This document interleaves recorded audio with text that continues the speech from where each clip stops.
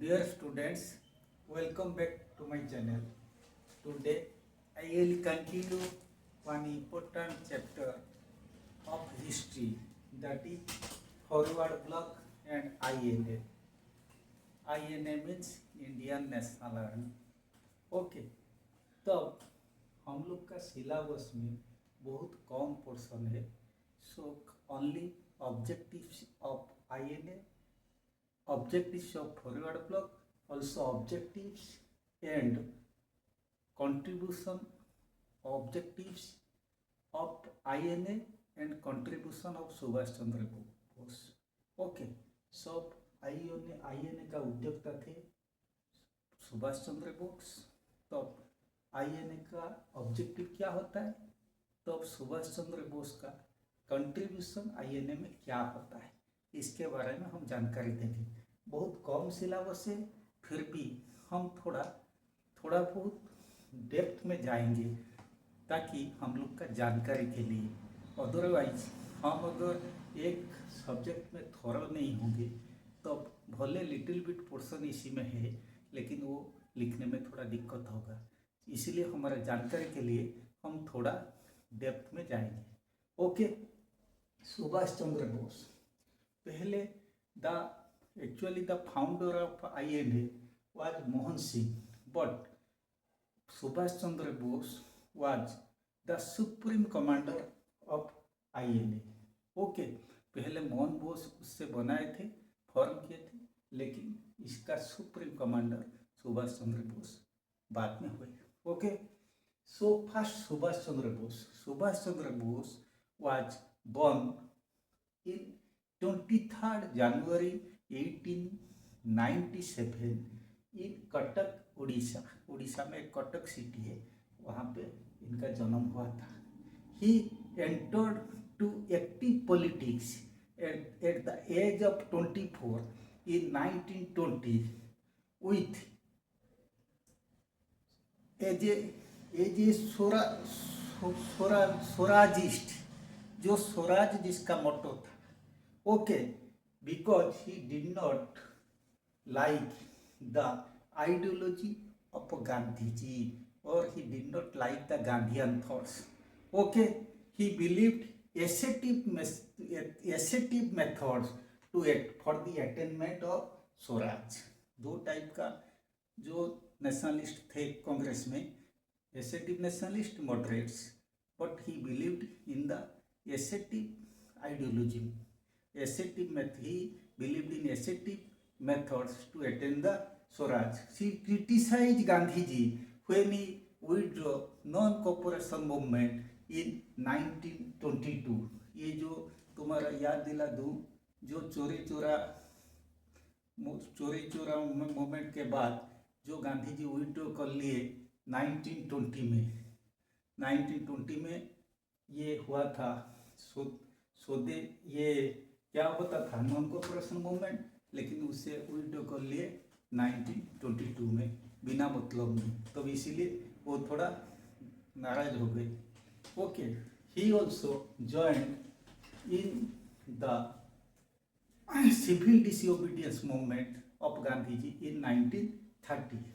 Okay, at he became the president of Indian National Congress in 1935 in the Haripura session. Haripura एक जगह होता है गुजरात में, वहाँ पे 1938 में ये पहले बार प्रेसिडेंट बने. Okay, he elected for the second time as the president of Indian National Congress in Tripura, in Tripuri TRIPURI, Tripuri session of Congress. Tripuri एक जगह होता है MP में in 1939, defeating Sitavi Potteramia, a strong supporter of Gandhiji. As the supporter of Gandhiji was defeated, so it greatly disappointed Gandhiji. That's why there was a deadlock between the Gandhian wing and Subhash wing. तो सुभाष बोस का wing और Gandhian wing का बीच में एक deadlock बना. Therefore, Bose resigned from the presidency on April 29, 1939 वो वही अप्रैल 29 में 1939 में वो रिजाइन दे दी। देन इसका मन हुआ एक नया पार्टी बनाने के लिए, वो कांग्रेस का अंदर ही। Okay, so both felt that there would be a urgent need for an organization of left wing। Left wing मतलब जो समानता के ऊपर विश्वास रखता है। समानता मतलब अमीर गरीब ये दोनों का बीच में थोड़ा अंतर रहना नहीं चाहिए, उससे लेफ्ट पार्टी कहा जाता। सो ये कांग्रेस का अंदर में रहकर एक लेफ्ट विंग पार्टी बनाने के लिए वो कोशिश किए, वो इनका मन हुआ। Okay, after his resignation he laid the foundation of the new party on May 3, 1939 which was called Forward Bloc. उससे फॉरवर्ड ब्लॉक कहा गया। मैं तुम्हारा जानकारी के लिए बता देता हूँ हमारा सिलेबस में ओनली ऑब्जेक्टिव से फॉरवर्ड ब्लॉक है, फिर भी मैंने कहा ये क्या हुआ थोड़ा सा ब्रीफली बता देता हूँ। सुभाष चंद्र बोस पहले जो ज्वाइन किए 1920 में इंडियन कांग्रेस में, गांधी जी के साथ थोड़ा बहुत मतांतर हुआ, क्योंकि गांधी जी का आइडियोलॉजी अलग था, वो मॉडरेट नेचर थे, वो थोड़ा अलग नेचर का थे, वो थे एसेटिव नेशनलिज्म को फॉलो करते थे। तो इनका बीच में सबसे वो नाराज हो गए जब 1922 में ये नॉन कोऑपरेशन मूवमेंट मैंने हटा दिए, तब ये थोड़ा नाराज हो गए। फिर भी 1938 में ये कांग्रेस का प्रेसिडेंट इलेक्टेड हुए इन त्रिपुरी कांग्रेस। देन अगेन 1939 में सेकेंड टाइम जो गांधी जी का स्ट्रॉन्ग सपोर्टर पट्टाभी सीतारामैया को डिफीट करके ये फिर इलेक्टेड हुए। तब गांधी जी सोचे जो मेरा कैंडिडेट डिफीट हुआ मतलब that is a insult for me. So there was a wedge between Gandhi wing and Subhas wing. That's why Subhas resigned from his post, and then after he started a new party, a new left-wing party within the Congress, which was called Forward Bloc, which was formally formed on May 3rd in 1939। यहाँ तक हमारा syllabus में है नहीं, अभी हम लोग का सिलेबस में what are the objectives of Forward Bloc, ये सिलेबस में है। So first objective attainment of independence and liberation of India with support of workers, peasants, youth and other organizations। Subhash Bose को अच्छी तरह पता था यूथ मास का ऊपर बहुत भरोसा था। पहला चीज तो ये महसूस किए थे हमारा देश में समानता नहीं है, अमीर और गरीब का बीच में बहुत पार्थक्य रहता है। तब इसीलिए वो क्या किए, वो पीजांट वर्कर को लेके एक नया पार्टी वो जो लेफ्ट विंग पार्टी बनाए फॉरवर्ड ब्लॉक। ओके, उसी में ये सब मेंबर है, इनका ऊपर वो एम्फासिस थी। ओके, सेकंड पॉइंट एक according to second point agriculture और introduction of recognition of agriculture and industry on social life, क्योंकि उसी टाइम वो सोचे there should not be difference between the many wealthy people and the minor people like peasants and workers. So there should not be large gap. So recognition of agriculture and industries on social lines। वो बोले तो social lines का मतलब there should B सोशियलिटी, मतलब पैसा वाले के पास ज़्यादा पैसा तो गरीब के पास कम पैसा, ये सब चीज़ नहीं होना चाहिए, इनका बीच में कुछ गैप नहीं होना चाहिए। एबोलिशन ऑफ लैंडलॉर्ड्स, इसका मतलब जमींदारी सिस्टम। उसी टाइम जमींदार लोग बहुत एक्सप्लॉइट करते थे वर्कर और गरीब लोगों को। वो क्या करते थे, सपोज वो 50 रुपया देना है, इनका एक दिन में काम करने पर 50 रुपया मिलना चाहिए, वो 10 रुपया देते थे, 40 रुपया नहीं देते थे और ज़बरदस्ती उन्हें सब उनसे काम अदाय करते थे। तब ये विचारधारा सुभाष बोस को सहन नहीं हुआ। ओके, तो ये बोले, ये सोचे इसे जमींदारी सिस्टम को एबोलिशन करना चाहिए। Next point, introduction of new monetary and credit system means there should be new monetary system means देश में जितना भी पैसा है सब अमीर गरीब सबके पास समान पैसा होना चाहिए। लाइक चाइना, नॉर्थ कोरिया, जहाँ पे हम लोग का ज़्यादातर क्या होता है, ये यहाँ वहाँ पर धनी गरीब इनका बीच में ज़्यादा तफात नहीं होता है। ओके, जैसे तब हम लोग का इंडिया में जैसे डेमोक्रेटिक कंट्री, तब दुनिया में बहुत सा देश में वो सोशलिस्टिक लाइन का देश नहीं है, जहाँ पे धनी गरीब का बीच में ज़्यादातर पार्थक्य रहता है। जैसे चाइना वगैरह ये देश में तब कोई भी एक इंडस्ट्रियलिस्ट, तब इनका लायन शेयर रहेगा गवर्नमेंट का, मतलब सब पैसा वालों सारे लोगों जो भी करेंगे सब with the custody of government, सब वहाँ पे सारे सेक्टर गवर्नमेंट चाहता equal distribution of wealth among the people of the country.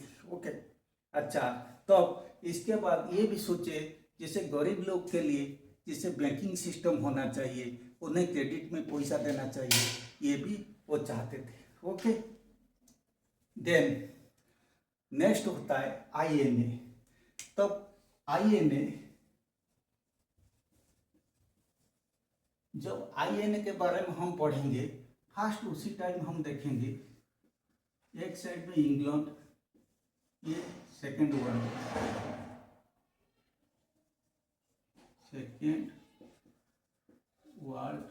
War 1939 to 1946। Okay, तब एक साइड में इंग्लैंड, एक साइड में जापान। जापान था एक्सिस पावर। एक्सिस मतलब जिसमें सेकेंड वर्ल्ड वॉर में मैंने पढ़ाया जापान, इटली और जर्मनी थे, इंग्लैंड और इनका एलाइड दूसरे साइड में थे। ओके, ये अलाइड पावर ये होता है ना, एक्सिस पावर, ये अलाइड पावर। ओके, उन्हें एक्सिस पावर कहा जाता, उन्हें कहा जाता था अलाइड पावर। ओके, तो ये टाइम में तब ये इंग्लैंड सोचा, मैंने भी तुम्हें कहा था सेकेंड वर्ल्ड वॉर टाइम में, तो Japan aggression towards India, Japan क्या किया, तो इंडिया का ऊपर इंडिया को कब्जा करने के लिए कोशिश किया। इंडियन लोगों को धमकी दिया, तुम अगर इंग्लैंड के साथ सहमत रहेंगे सेकेंड वर्ल्ड वॉर में, हम यहाँ पे इंडिया को अटैक करेंगे। तो वहाँ जो इंग्लैंड था, इंग्लैंड क्या किया, तो इंडियन सोल्जर को जापान भेजा। सो इंडियन सोल्जर ये जापान भेजा। Okay, to Indian soldiers to fight against Japan, fight against Japan जो भेजा। तो जापान में जापानियों के द्वारा इंडियन सोल्जर्स डिफीटेड हुए। सो डिफीटेड होने पर वहाँ जो 40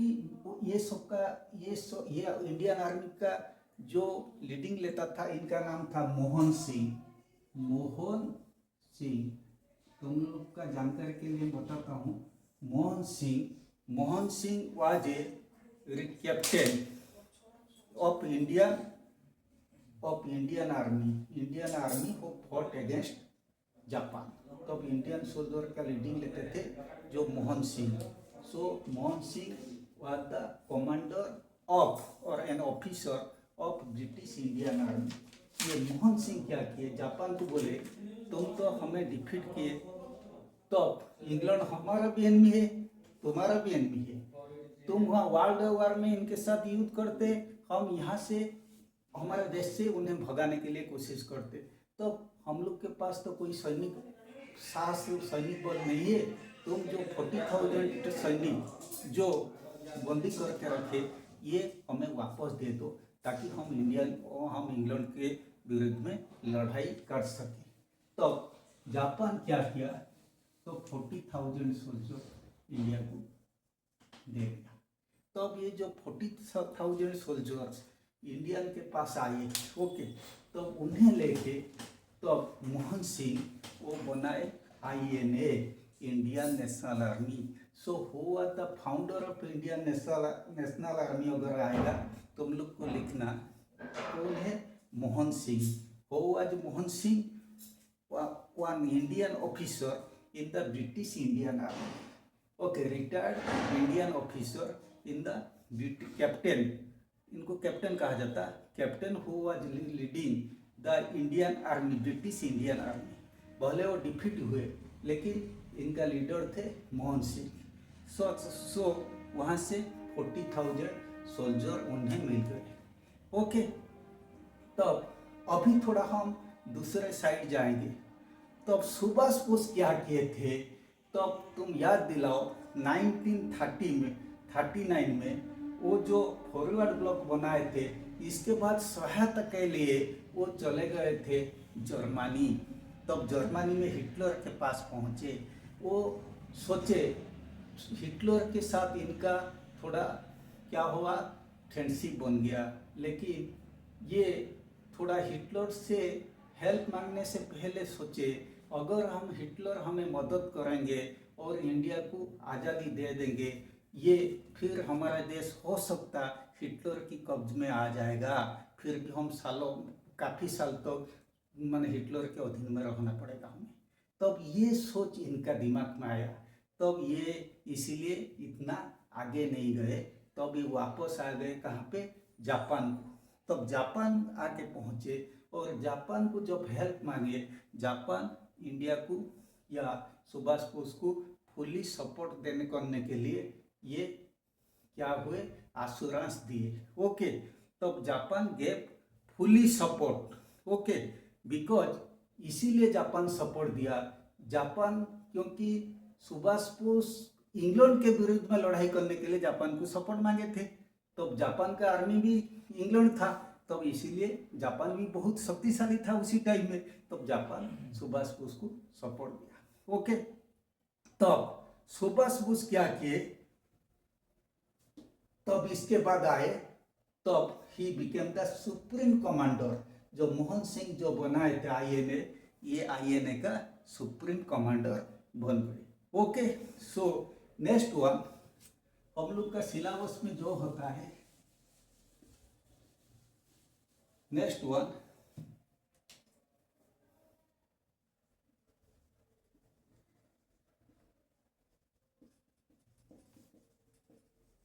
सुभाष बोस का जो कंट्रीब्यूशन था टू INA's सक्सेस, INA का सक्सेस होने के लिए सुभाष बोस का क्या दान था, एंड अचीवमेंट्स।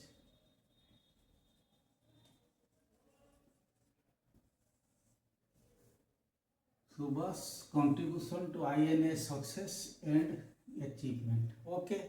तो first one, formation of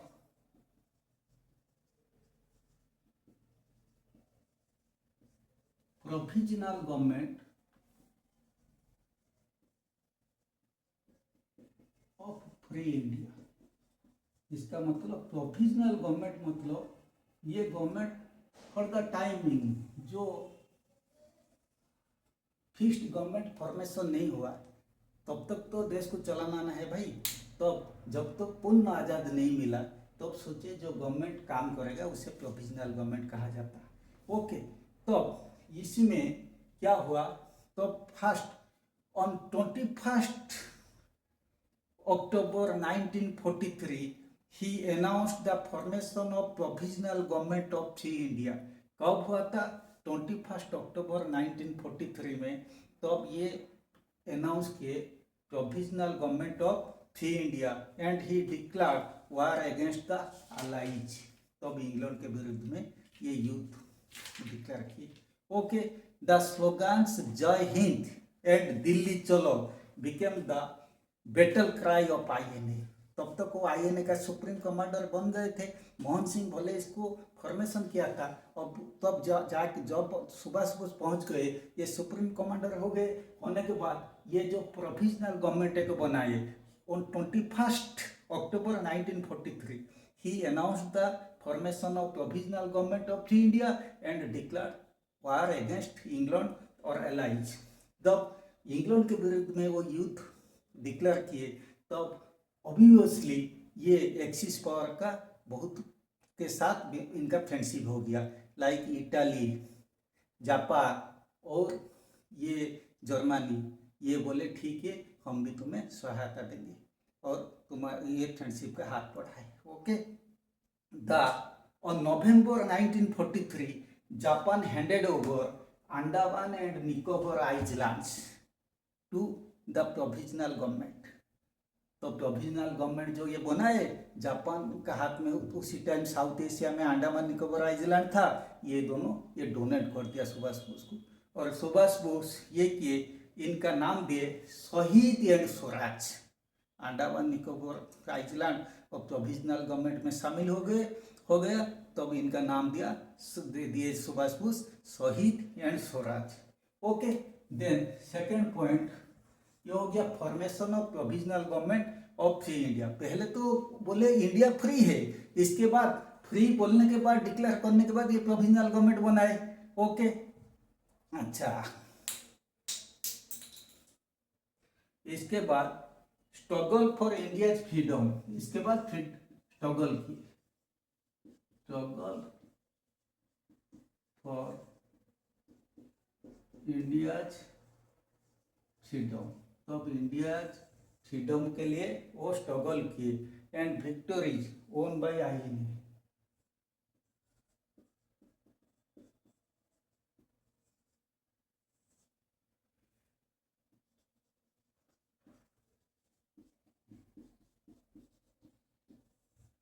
Struggle for India's freedoms and victories won by INA.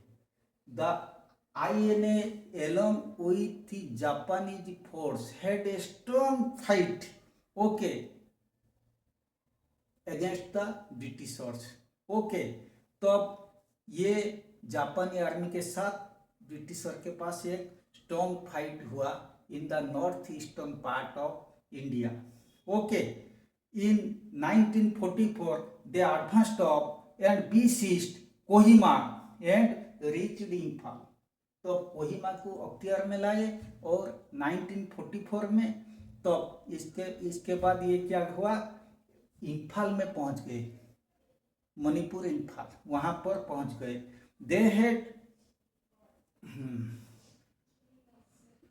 they had planted for the first time the tricolor on Indian soil near Kohima. तब ट्राइकलर का ये बोले हम आज़ाद है, तब ट्राइकलर का फ्लैग वहाँ इंस्टॉल किए, कहाँ पे, कोहिमा के पास। ओके, तब ये ट्राइकलर का फ्लैग वहाँ इंस्टॉल करने के बाद वो डिक्लेयर करके इंडिया को आज़ाद मिल गया है।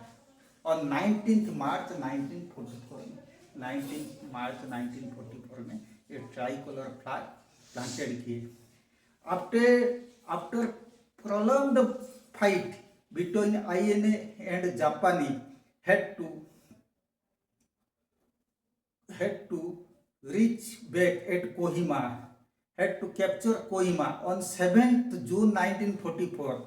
Okay, had to return back from Kohima। Kohima में पहुंच गए थे, तब स्ट्रॉन्ग फाइट करने के बावजूद ये कोहिमा से उन्हें रिटर्न बैक होना पड़ा due to shortage of food and weapons, क्योंकि इनके पास बहुत वेपन कम था, फूड भी कम था। तब सबसे बुरी बात वही है, उसी टाइम लगातार बारिश का सेशन स्टार्ट हो गया, लगातार बारिश होने लगा, तब इनके पास वेपन नहीं रहा, क्योंकि जापान को एंगेज रहना पड़ा सेकेंड वर्ल्ड वॉर में। So the defeat of Japan turned the fate of INA. Japan कभी सोचा था नहीं ये इसका डिफीट होगा, जब डिफीट हो गया तब इनका जो 40,000 सोल्जर दिया था ये भी वापस ले लिया। तब वहाँ से खाना पीना का इंतजाम नहीं हो पाया, तब वहाँ भी तब वेपन्स भी नहीं मिला, सोल्जर भी नहीं रहे, तब अल्टीमेटली तब आईएनए का फेल्यूर हुआ। लेकिन आईएनए जो एक एग्जाम्पल सेट किया, वो दुनिया में कोई भी देश में आज तक कोई भी संग्रामी ऐसे कभी नहीं किया। ओके, तो सुभाष चंद्र बोस का लीडिंग पावर ये बियॉन्ड एक्सपेक्टेशन था। तब ये क्या, इसी में भी वुमेन लोग को भी वो शामिल किए थे। वुमेन लोग जैसे तुम लोग इनका भी एक लक्ष्मी सहगल जो थे, तो अब इनको एक वुमेन कमांडर बना गया था, एक वुमेन कमांडिंग सेक्शन, वुमेन जिसको बोलते रेजिमेंट, वो वुमेन रेजिमेंट भी बनाए थे।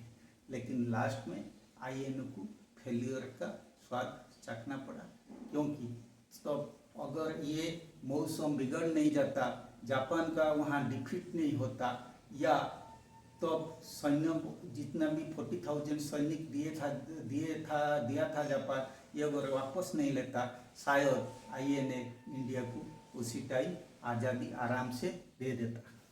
सो Subhash is renowned for both his socialist policies and aggressive struggle he employed to win the independence of the country. His tenacity and patriotic fervor will be remain forever. इनका tenacity, patriotic fervour ये हमेशा के लिए याद रहेगा। भले INA defeat हुआ, लेकिन ये फ्यूचर इंडिपेंडेंस के लिए वो रास्ता खोल दिया था। Okay, so today this chapter completed, with this I remain. Thank you very much.